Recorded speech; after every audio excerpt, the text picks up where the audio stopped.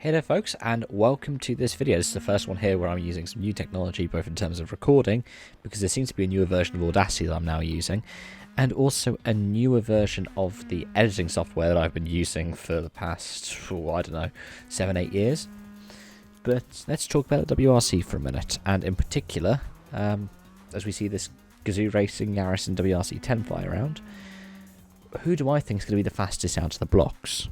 Because there are a lot of people thinking Hyundai are on the back foot. After all, as we know, and as David Evans has been talking about over on Dirtfish this past couple of days, Hyundai started late. How late?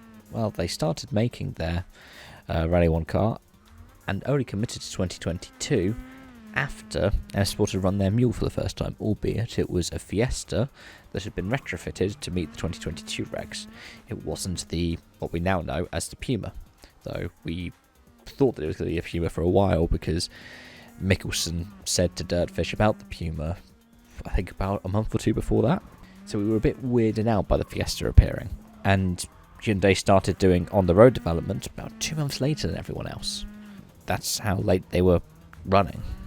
And even then, that car that we saw out running at first ended up being completely different to, well, the next evolution of the car, which then found itself wrecked in an accident for Thierry Neuville that injured co-driver Martin Wiedeker. But does that mean Hyundai are on the back foot? I don't think so. And as much as there's always like a kind of change of the guard, for example, in motorsport, I mean, as much as the likes of Adrian Newey, who Evans talked about when talking about Hyundai, is considered quite different to someone like, say, James Allison over at Mercedes. At the same time, there is still a bit where there's a bit of a mainstay. So someone like Christian Laurier, who's gone over to Hyundai after having spent forever with M Sport and went over in an instant, that tells you something about how important he is to someone like Hyundai. And there are so many sources within the Alzano squad that are telling us about how important he's been and how much of a positive impact he's had on the development cycle.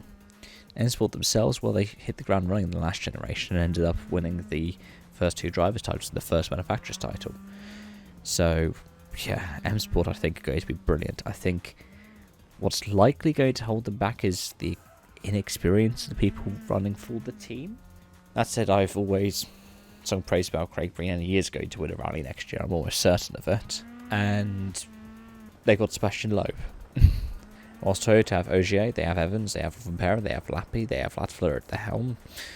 So there's all kinds of bits around it. I think they're the lot with the most to prove. Despite the fact they've won 8 championships since their return, this generation was started off by Tommy Mäkinen, who's no longer with the squad. So it's going to be almost a similar kind of challenge for this new Yaris as Hyundai are having for their i20 without Adamo. So I'm looking forward to this. I don't think it's very much decided. I think it's going to be very much on par for all teams when we get out of the starting blocks in a month's time. Let me know your thoughts in the comments down below. Thank you so much for watching, and I hope to see you again soon. Bye for now.